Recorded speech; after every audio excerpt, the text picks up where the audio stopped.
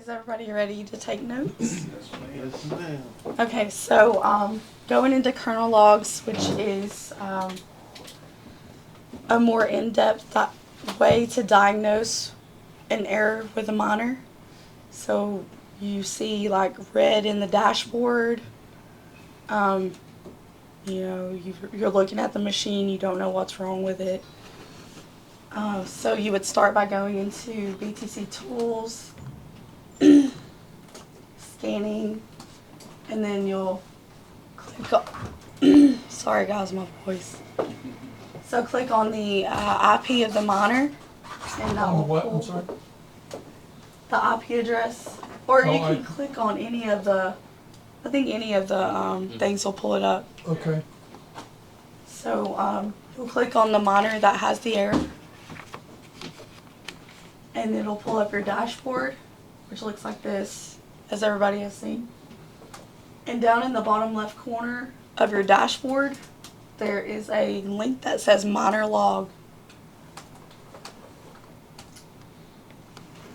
And your monitor log, kernel log, is going to look something like this. It's just computer code. What you'll want to do is just scroll all the way to the bottom. Let's see, I got right here. So this is what a normal log looks like with no errors. You'll see that the PSU steps up the voltage by 20 steps every 5 seconds or so until it meets the frequency that it's,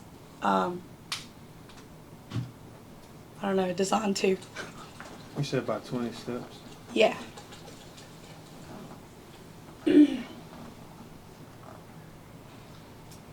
So this would be a log that has ASIC issues.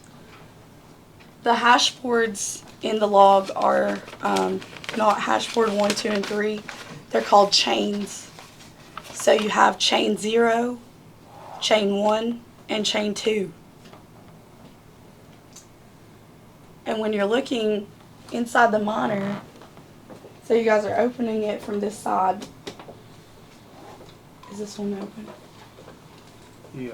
Might need a little more. Yeah, got it. Okay, so when you have, like say this one says, chain 2, find 0 ASIC, it'll go through that process 3 times and try to look for chips before it says, okay, there's no chips here, we're going to turn that hash board off. So these 2 are showing good. Chain 2 is showing bad. So when you go to open up your monitor, chain 0 is on your left, chain 1 is in the middle, and chain 2 will be on your right. Oh, wow. Oh, wait a minute. So chain 0's on the left. Mm-hmm. Like right next to the power supply. Mm-hmm. Chain 1, middle. We're looking at the back, right? Yeah, so this would be where you open it to take the hash boards out. Yeah. And then, yeah, it's 0, 1, 2. So on other models, like Watts monitors, they're in a totally different order. I'll have to look that up and tell you guys that, but I believe it's like 1, 3, 2 or something like that. Do you know that? Not off the top of my head. The fan? Or the board placement? For Watts monitor. Oh, no, I don't, yeah, no. For what's mine, no. Yeah, I have the Watts monitor repair Bible from Jen. I can show that. Okay, so it won't always say, like if it's a bad hash board, it won't always say find 0 ASIC. It will say, find 7 or whatever chip is bad. It'll say that it found that many ASICs on the board. If it says find 0 on that particular board, it could be any of the 76 or 114, however many chips are on that particular board. So that's where I'll teach you guys to go in and find out what's bad on it. Right, then we have power supply errors. So like we seen yesterday with the little unplugged cable from the board, Yeah. get power type version failed. So a lot of times this has to do with that little voltage regulating cable. Just that little thing right there. The voltage regulator.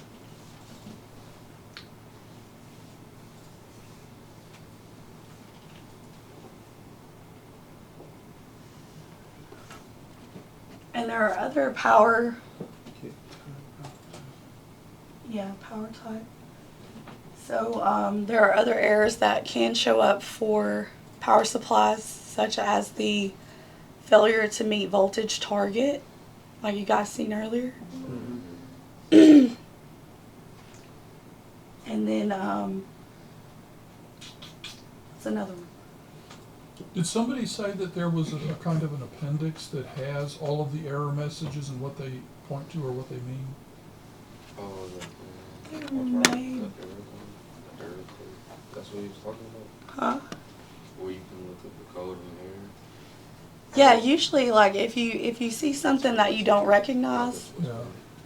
anytime it says error or power off hashboard, you can just go to Google and search for that message if we're not covering it.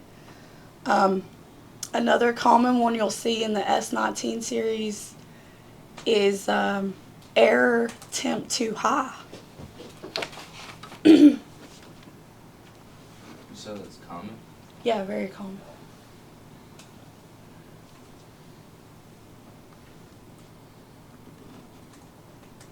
And would that be a PSU error? Or would it be a hashboard error? It's a hashboard error. Okay. Mm-hmm.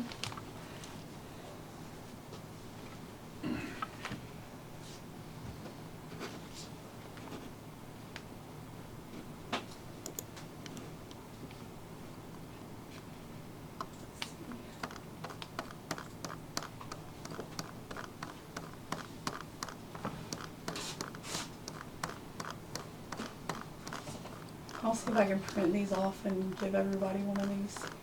You can throw this in the group chat Yeah. too. I was just seeing if I had any more notes on kernel logs. You guys have any questions? I noticed there. I was wondering if there was a more complete list, but I guess if you just Google it, it's probably the best way to do it. If there's something on there we don't recognize. Yeah. But So. the common ones that I have are the one that shows the ASIC. Mm-hmm. That isn't anything but the max number of ASICs that's going to be in there, Right. and the PSU errors, the power supply is the only one that I saw was the voltage thing. Is there any other common ones that you think we should look out for? So anytime you see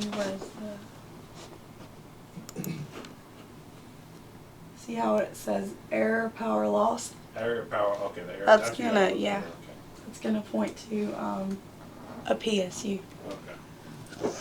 The What's Miners, it's a Mhm. different model, series, maker.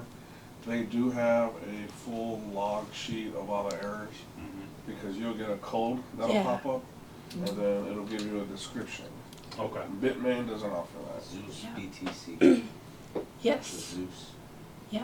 Zeus Mining has a lot of good information. They have all of the repair manuals from Bitmain and I think Watts Miner too on their site. That was what I translated from Chinese like years ago and could never understand even in English. So I'm going to kind of break that down so that you guys can understand it. And What did you do? Copy paste into Google Translate? yes, every manual I could find. Well, thank you for your service. Because this is a lot. It was a lot, but I was still like, what does this mean? Well, like the offset translation. Right? Yeah.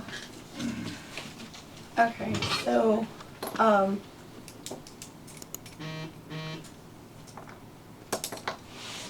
alright, this is hashboard identification.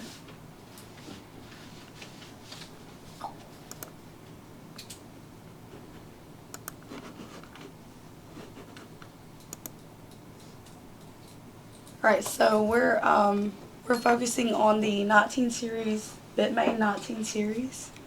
I'm going to cover majority of the models that are in the 19 series. The only one that I don't have is the K Pro.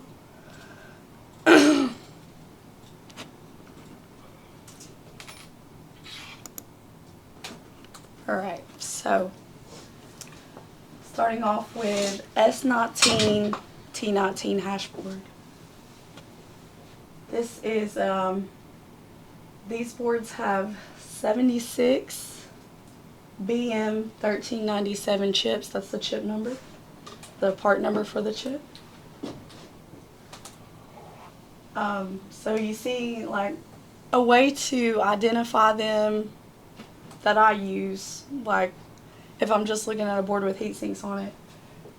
These have 2 screws.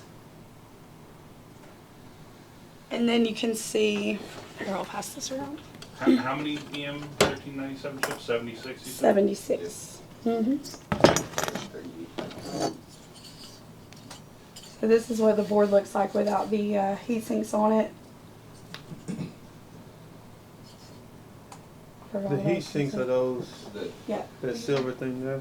Yep. And you said it's 76 what again? My bad. 76 Chips. BM 1397 chips. I think I have them on the next slide actually. There we go. Yeah. Okay.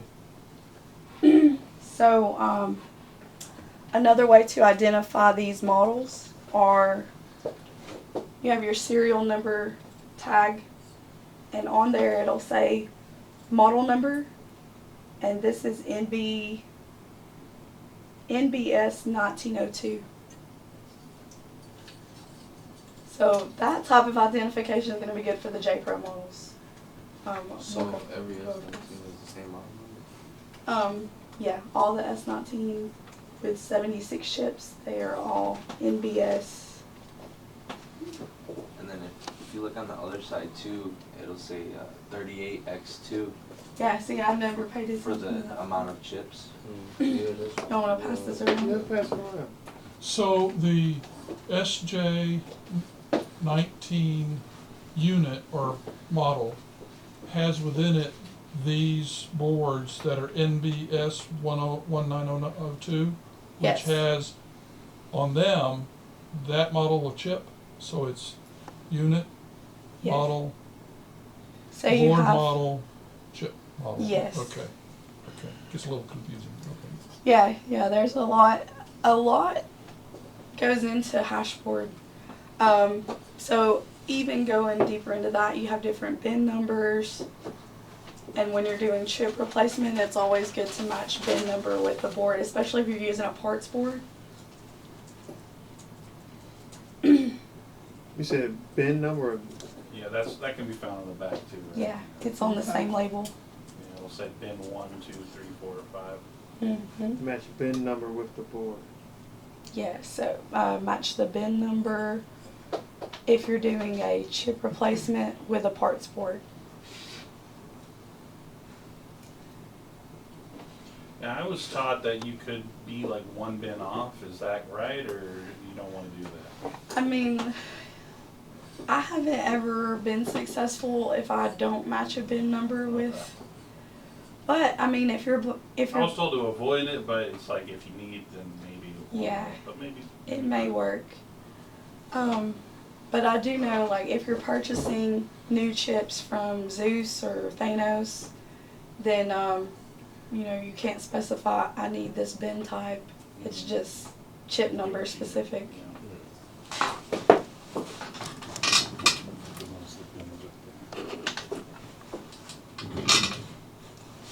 Let everybody look at that, and then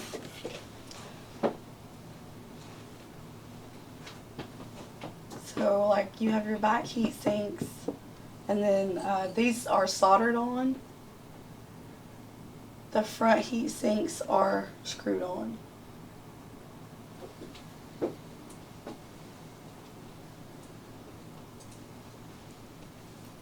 Am I doing this okay? I've never done this, y'all. It's all good. Oh, yeah. First one. look, this is the first time. It's the first time for all of us. We would never know. We would First never time know for this is your first time if you ain't tell us. Okay, well, no, this month. And you said the back ones are soldered on, the front ones are screwed on? Yes, ma'am. Okay. Are we gonna do solder today? We might get into it. Yeah, we might can start. You get 3 tries. Oh, yeah, shit, we can go.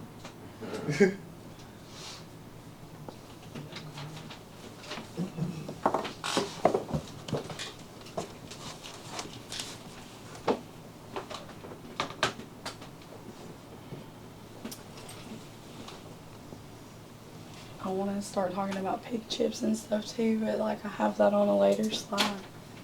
Yeah. So I don't know. I don't know how to do this. No, it's okay. Alright, so these boards are broke down into, they call them domains. S19s and T19s. They're the same boards, same parts, different software. So, domains, there's 38 groups, and you have 2 chips in each group. Your first 31 groups are going to be powered by LDO chips, which are on the back of the board. I can show you guys in a different slide. And then your last 7 groups are powered by your boost circuit. So if you have a failure in any of these 7 domains, check your boost circuit because it could not be getting the appropriate voltage. This is the boost circuit? Yes. Or, so these are the... The first 7. 2, yeah. The first 2 are controlled by LDOs on the back side, and then the last 7, boost circuit. And that's in each row, or what is that? What do you mean each I one? don't know, I'm just, I'm seeing 4 rows of 2 coming down. Right. So, yeah, it would be, your first chip is going to start right, sometimes they start here, but I'm going to say first chip up here, second, third, fourth, fifth, sixth, and it serpentines like that in your chip pattern. So it'll serpentine and then it'll go down, and it'll serpentine this way. That's the way the power flows, and then down here, Oh. you see?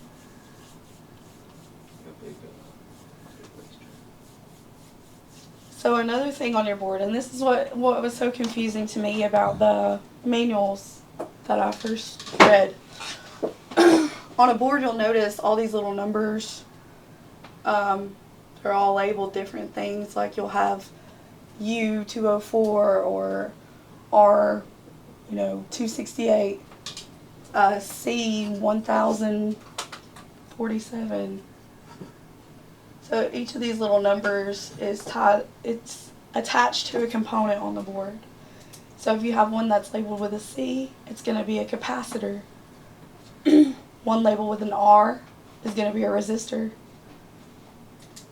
A U is a IC, which is an integrated circuit chip. Wait, do you got this on another slide? Okay, you send it again? Yeah, I can send it all to you. So C is capacitor.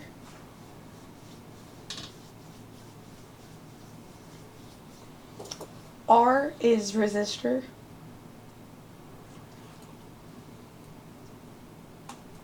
U is for IC, and that stands for integrated circuit, which is like an ASIC chip.